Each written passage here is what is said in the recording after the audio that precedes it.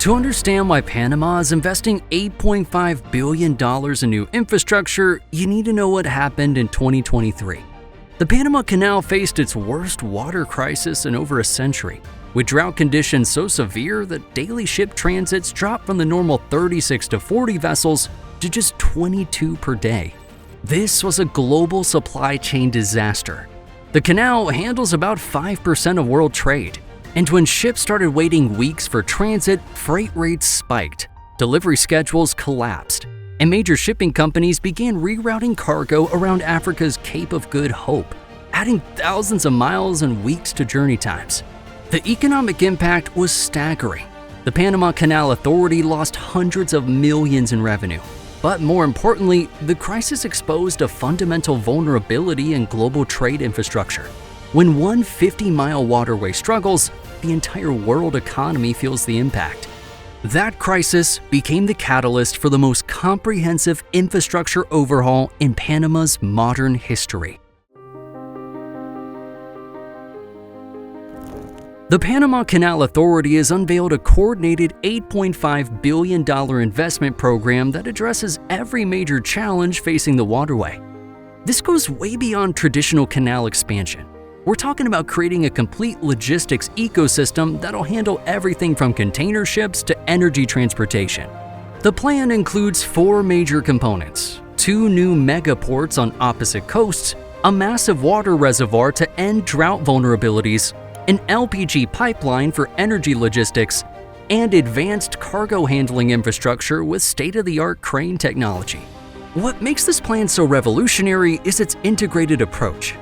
Instead of expanding existing facilities, Panama is building entirely new infrastructure designed to work together as a coordinated system. The new ports will connect directly to the LPG pipeline. The water reservoir will ensure consistent operations, and advanced logistics facilities will handle transshipment on a scale never seen before. The centerpiece of this expansion is 2 massive new ports, one on the Atlantic coast and one on the Pacific side. These will be mega terminals capable of handling the largest container ships in the world while serving as major transshipment hubs for cargo moving between Asia, North America, and South America. The tender process for construction and operation begins in the first quarter of 2026, with the Panama Canal Authority maintaining ownership while likely contracting operations to major international port operators. This structure ensures Panama retains strategic control while leveraging global expertise in port management. Each port will feature advanced crane technology capable of handling multiple ultra-large container vessels simultaneously. The facilities are being designed with expansion capacity built in, allowing them to grow as global shipping demands increase over the coming decades. The strategic positioning is crucial. The Atlantic port will serve as a gateway for cargo moving between South America and Europe, while the Pacific port will handle the massive Asia-North America trade routes. Together, they'll create a logistics hub that could rival Singapore or Rotterdam in terms of cargo throughput. Water security is the foundation of everything else Panama is building.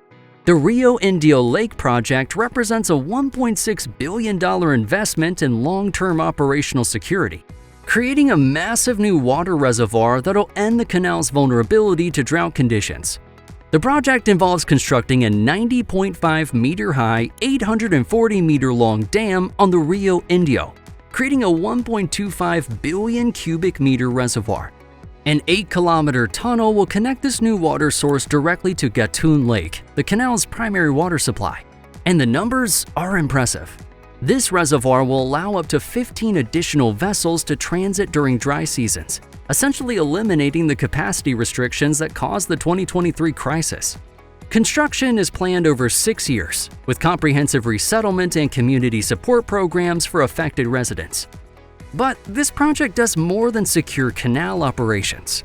The reservoir will also supply drinking water for over 50% of Panama's population, making it critical national infrastructure that goes way beyond shipping logistics. One of the most innovative aspects of Panama's expansion is the new LPG pipeline running along the West Bank.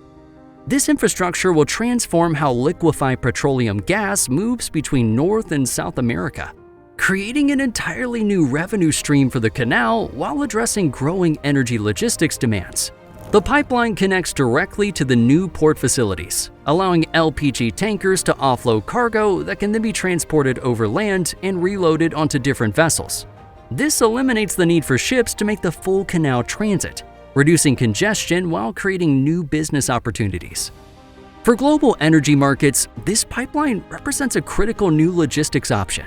As LPG demand grows, particularly in South America and Asia, having efficient transshipment capabilities in Panama could reshape energy trade routes across the Americas. Panama's $8.5 billion investment comes at a time when global shipping hubs are facing unprecedented pressure.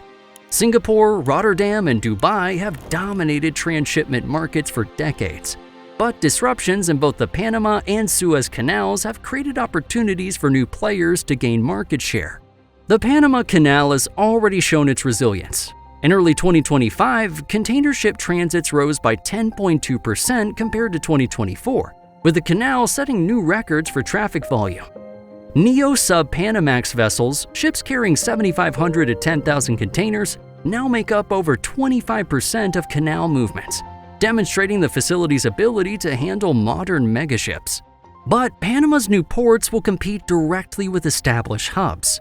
Singapore handles over 37 million containers annually, while Rotterdam processes about 15 million. Panama's new facilities are being designed with the capacity to challenge these numbers, particularly for cargo moving between Asia and the Americas. The competitive advantage lies in geography and integration. While other ports serve as endpoints or regional hubs, Panama's new facilities will be integrated directly into the canal system, offering unique transshipment capabilities that no other location can match. The economic implications of Panama's expansion extend far beyond shipping revenues. The new ports and infrastructure are projected to generate thousands of jobs, attract international logistics companies, and position Panama as a major player in global supply chain management. For shipping companies, the new facilities offer operational flexibility that could reduce cost and improve delivery times. Instead of committing to full canal transits, companies can use the new ports for cargo consolidation, transshipment, and regional distribution. The strategic implications are equally significant. As global trade patterns shift and supply chain resilience becomes a priority, having multiple high-capacity logistics hubs becomes crucial.